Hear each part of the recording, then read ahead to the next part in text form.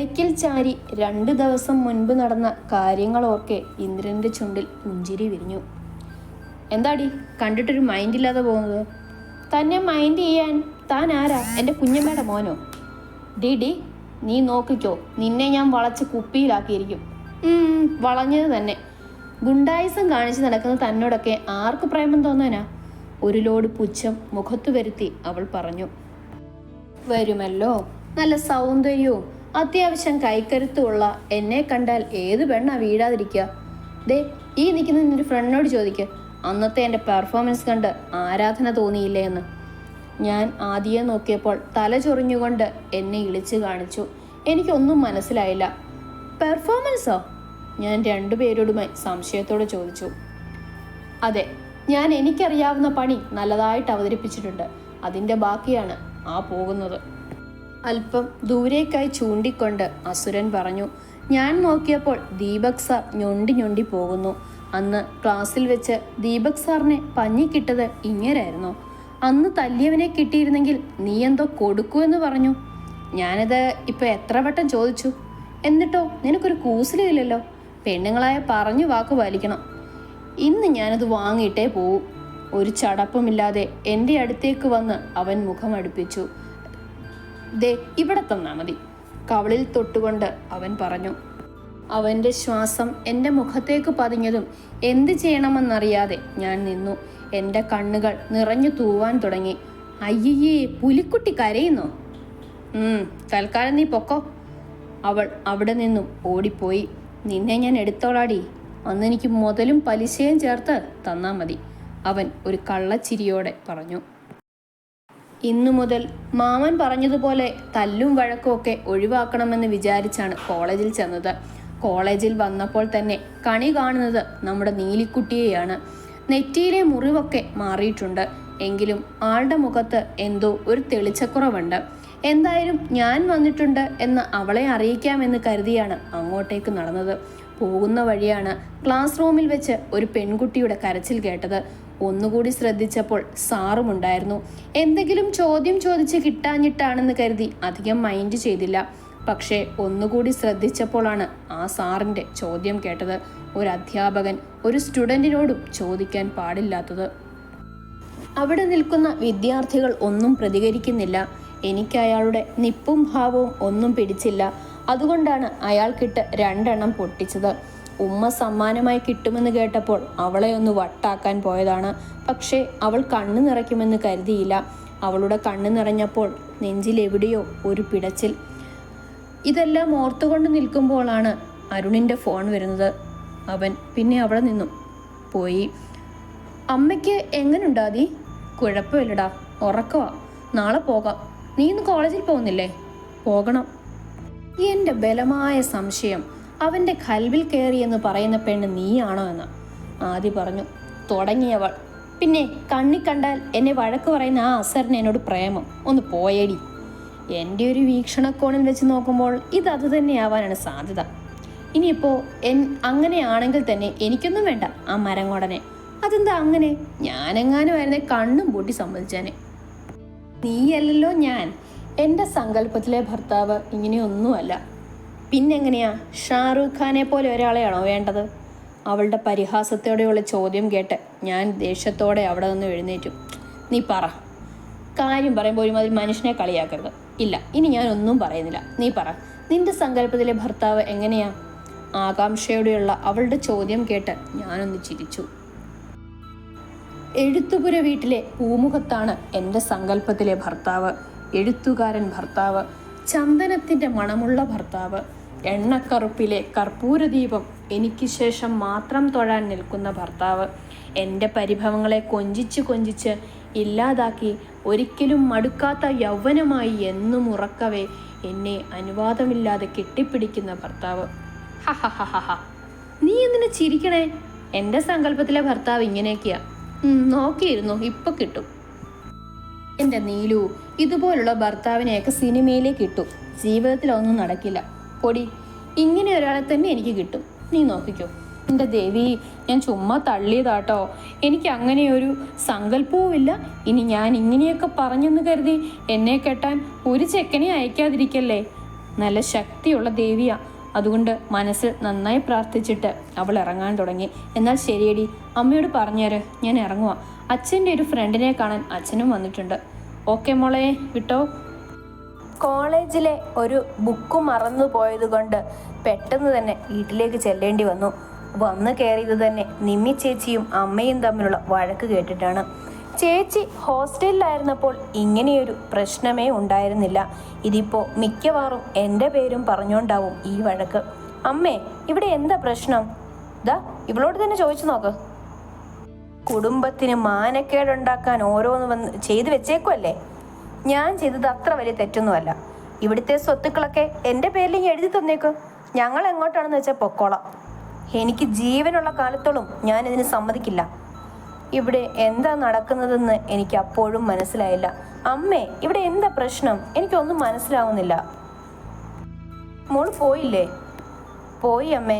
അവളുടെ അമ്മയെ കണ്ടിട്ട് ഇറങ്ങിയപ്പോൾ ഓർത്തത് ഒരു നോട്ട്ബുക്ക് എടുത്തില്ല. പിന്നെ അച്ഛനോട് പറഞ്ഞിട്ട് ഒരു ഓട്ടോ പിടിച്ചിങ്ങി പോകുന്നു. ഇവിടെ എന്താ അമ്മേ പ്രശ്നം? എൻ്റെ ചോദ്യം കേട്ട് ഒഴുകി വന്ന കണ്ണുനീര് സാരിത്തലപ്പ് കൊണ്ട് തുടച്ചിട്ട് അമ്മ പറഞ്ഞു തുടങ്ങി. ദാ ഈ നാശം പിടിച്ചവൾക്ക് അവനെ കെട്ടിച്ചു കൊടുക്കണം പോലും. പുച്ഛത്തോടെ ചേച്ചിയെ ചൂണ്ടി അമ്മ പറഞ്ഞു. ഒട്ടും പ്രതീക്ഷിക്കാത്ത നേരത്ത് അവൾ ഇങ്ങനെയൊക്കെ പറഞ്ഞതിലുള്ള ഞെട്ടൽ അമ്മയുടെ സംസാരത്തിൽ നിന്നും വ്യക്തമായിരുന്നു. പക്ഷേ എനിക്ക് കാര്യമായ ഞെട്ടലൊന്നും ഉണ്ടായിരുന്നില്ല. കാരണം ഞാൻ പണ്ടേ ഇതൊക്കെ പ്രതീക്ഷിച്ചതാണ്. എന്തിനാ ചേച്ചി അച്ഛനെയും അമ്മയെ ഇങ്ങനെ വിഷമിപ്പിക്കുന്നത്? എൻ്റെ അച്ഛനും അമ്മയല്ലേ, നിനക്കെന്ത് നഷ്ടം? നീ എൻ്റെ കാര്യത്തിൽ തലയിടണ്ട. ചേച്ചിയുടെ മാത്രം അച്ഛനും അമ്മയല്ലല്ലോ, എൻ്റേത് കൂടിയല്ലേ. അപ്പോൾ അവർ വിഷമിക്കുന്നത് കണ്ടു നിൽക്കാൻ എനിക്കും ആവില്ല. അതിന് ചേച്ചി മറുപടി ഒന്നും പറഞ്ഞില്ല. പകരം പുച്ഛം നിറഞ്ഞ ഒരു ചിരി മാത്രം എനിക്ക് സമ്മാനിച്ചിട്ട് അകത്തേക്ക് പോയി. ആ ചിരിയിൽ പലതും ഒളിഞ്ഞു കിടക്കുന്നതായി എനിക്ക് തോന്നി. രാധിക ചായ വാങ്ങാനായി ക്യാൻറ്റീനിലേക്ക് പോയി. ചേച്ചി, ഒരു 10 മിനിറ്റ് ഇപ്പം എടുക്കാട്ടോ, ക്യാൻറ്റീനിലെ ഒരു പയ്യൻ പറഞ്ഞു. ശരി മോനെ.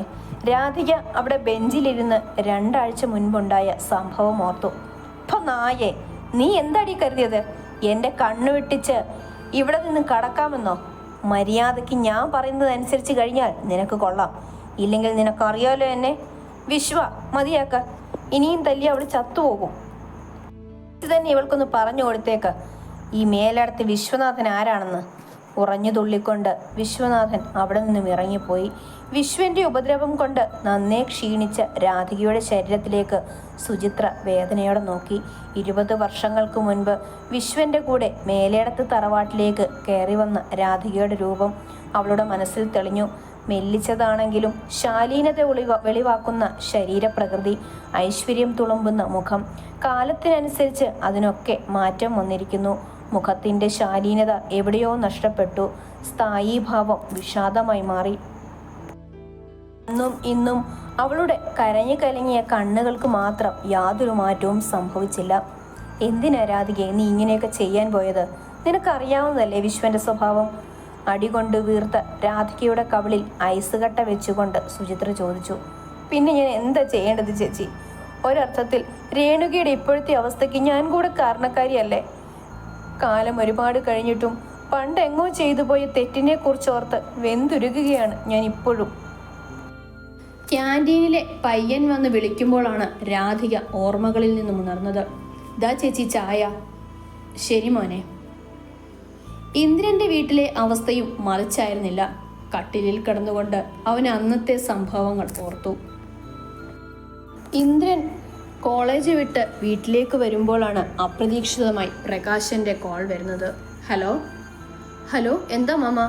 നീ പെട്ടെന്നൊന്ന് ഇവിടെ വരെ വരണം. രേണു ഇവിടെ നിന്ന് ബഹളം വെക്കുന്നു. ശരി, ഞാൻ പെട്ടെന്നെത്താം. ആ, നീ വന്നോ? അമ്മ എവിടെ മാമ? ഇപ്പോൾ ഒന്ന് അടങ്ങിയിട്ടുണ്ട്. ഡോക്ടർ ചെക്കപ്പിന് വന്നിട്ടുണ്ടായിരുന്നു. അയാളെ കണ്ടപ്പോൾ പെട്ടെന്ന് വയലൻ്റായി. ഇവിടെ നിന്ന് ഇറങ്ങി ഓടാനൊക്കെ നോക്കി, പിടിച്ചിട്ട് നിന്നില്ല. അതാ നിന്നെ അത്യാവശ്യമായി വിളിപ്പിച്ചത്. ഞാനൊന്ന് അമ്മയെ കണ്ടിട്ട് വരട്ടെ. ആ, നീ ചെല്ല, ഇപ്പോൾ റൂമിലുണ്ടാവും. അവൻ മുറിയിലേക്ക് ചെല്ലുമ്പോൾ രേണുക കട്ടിലിൽ കിടക്കുകയായിരുന്നു. ഇന്ദ്രൻ അവർക്കടുത്തേക്ക് പോയിരുന്നു. ഇഞ്ചക്ഷൻ വെച്ചത് കാരണം നീര് വെച്ച ആ കയ്യിൽ പതിയെ തലോടി. അമ്മയുടെ അവസ്ഥ കണ്ട് ഇന്ദ്രൻ്റെ ഉള്ളം വിങ്ങുന്നുണ്ടായിരുന്നു. അതിലുപരി തൻ്റെ അച്ഛനോടുള്ള പ്രതികാരവും അവനിൽ നുരഞ്ഞു പൊങ്ങി. രേണുകയെ നന്നായി പുതപ്പിച്ച് ഒരിക്കൽ കൂടി ആ മുഖത്തേക്ക് നോക്കി അവൻ ആ മുറി വിട്ടിറങ്ങി, എന്തൊക്കെയോ തീരുമാനിച്ചുറപ്പിച്ചതുപോലെ. ഡോക്ടർ, ഞാൻ ഇന്ദ്രജിത്ത്, രേണുകയുടെ മകനാണ്. അമ്മയ്ക്കിപ്പോൾ മിസ്റ്റർ ഇന്ദ്രജിത്ത്, തുറന്നു പറയാലോ, അവരുടെ കണ്ടീഷൻ ഡേ ബൈ ഡേ മോശമായിക്കൊണ്ടിരിക്കുകയാണ്. ഓരോ ദിവസവും ഓരോ കാര്യങ്ങളോടാണ് പേടി. അതിനുള്ള കാരണം എന്താണെന്ന് എനിക്കിനിയും മനസ്സിലായിട്ടില്ല. ഒരുപക്ഷെ അവരുടെ പഴയകാല ജീവിതം തന്നെയാവാം ഇതിനു പിന്നിൽ. അവർക്ക് എന്താണ് സംഭവിച്ചതെന്ന് തുറന്നു പറയാൻ നിങ്ങളും ഇതുവരെ തയ്യാറായിട്ടില്ല. അറിയാമല്ലോ, അതറിയാതെ മുന്നോട്ടുള്ള ചികിത്സ വളരെ ബുദ്ധിമുട്ടാണ്. ഞാൻ പറയാം ഡോക്ടർ, എൻ്റെ അമ്മ ഈ കണ്ട കാലം മുഴുവൻ അനുഭവിച്ച യാതനകളും വേദനകളും എത്രത്തോളമാണെന്ന് ഞാൻ പറയാം. മനസ്സിൻ്റെ വേദന കടിച്ചമർത്തിക്കൊണ്ട് ഇന്ദ്രൻ പറഞ്ഞു തുടങ്ങി. ഡോക്ടർ, ഇന്ദിര കൺസ്ട്രക്ഷൻസ് എന്ന് കേട്ടിട്ടുണ്ടോ? ഓഫ് കോഴ്സ്, ഇന്ത്യയിലും വിദേശത്തുമായി അറിയപ്പെടുന്ന സ്ഥാപനമല്ലേ അത്. അതിൻ്റെ ഓണർ മിസ്റ്റർ വിശ്വനാഥൻ ഈ ഹോസ്പിറ്റലിൻ്റെ പാർട്ട്ണറാണ്. ഇവിടുത്തെ 3/4 ഷെയറും അദ്ദേഹമാണ്. അയാളുടെ ഭാര്യയാണ് എൻ്റെ അമ്മ രേണുക. ഡോക്ടർക്ക് ആ കാര്യം വളരെയധികം ഞെട്ടലുണ്ടാക്കുന്നതായിരുന്നു. ആ വിശ്വനാഥൻ ഒരാൾ കാരണമാണ് എൻ്റെ അമ്മയ്ക്കിന്ന് ഈ സ്ഥിതി വന്നത്. അയാളുടെ ഉപദ്രവങ്ങൾ സഹിക്കാനാവാതെ എൻ്റെ അമ്മ 3 തവണ ആത്മഹത്യക്ക് ശ്രമിച്ചിട്ടുണ്ട്. ഏയ് നോ, അൺബിലീവബിൾ. ഞാൻ അറിയുന്ന വിശ്വനാഥൻ ഒരിക്കലും ഇങ്ങനെയൊന്നും അല്ല. ഡോക്ടർക്ക് മാത്രമല്ല, ഈ സമൂഹത്തിലെ പലർക്കും അയാളുടെ യഥാർത്ഥ മുഖം അറിയില്ല. സ്വാർത്ഥ താല്പര്യങ്ങൾക്ക് വേണ്ടി എന്ത് ചെയ്യാനും മടിക്കാത്ത നൊട്ടോറിയസ് ക്രിമിനലാണ്. അത് പറയുമ്പോൾ ഇന്ദ്രനിൽ ഉടലെടുത്ത ഭാവം ഡോക്ടറെയും ഭയപ്പെടുത്തി. ഇന്ദ്രജിത്ത്, അറിയോ ഓക്കെ? നോ സർ, എനിക്ക് നല്ല സുഖം തോന്നുന്നില്ല. Okay, take rest. എനിക്ക് സംഭവങ്ങളൊക്കെ ഏതാണ്ട് മനസ്സിലായി. താൻ വറീഡ് ആവണ്ട. രേണുകയെ നമുക്ക് മാറ്റിയെടുക്കാം. ഓക്കെ? Okay doctor. ഡോക്ടറോട് രേണുകയുടെ ചികിത്സയെക്കുറിച്ച് സംസാരിച്ച് മടങ്ങി വരികയായിരുന്നു ഇന്ദ്രൻ. ഒരു വലിയ ബിൽഡിങ്ങിന് മുന്നിൽ അവൻ വണ്ടി ഒതുക്കി. ഇന്ദിര കൺസ്ട്രക്ഷൻസ് ആ പേര് വായിച്ചതും അവൻ്റെ മനസ്സിൽ പുച്ഛം നിറഞ്ഞു. കമ്പനിയിൽ നിന്നും ഇറങ്ങി വരുന്ന വിശ്വനെ അല്പം ദൂരെ നിന്ന് ഇന്ദ്രൻ വീക്ഷിച്ചു.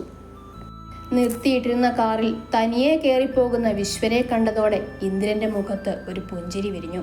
താൻ പ്രതീക്ഷിക്കുന്നത് എന്തോ സംഭവിക്കാൻ പോകുന്നു എന്ന അർത്ഥത്തിൽ ഗൂഢമായ ഒരു പുഞ്ചിരി. മോനെ ഇന്ദ്ര, പ്രകാശന്റെ വിളിയിൽ ഞെട്ടി ഇന്ദ്രകൻ ഓർമ്മകളിൽ നിന്നും തിരിച്ചു വന്നു.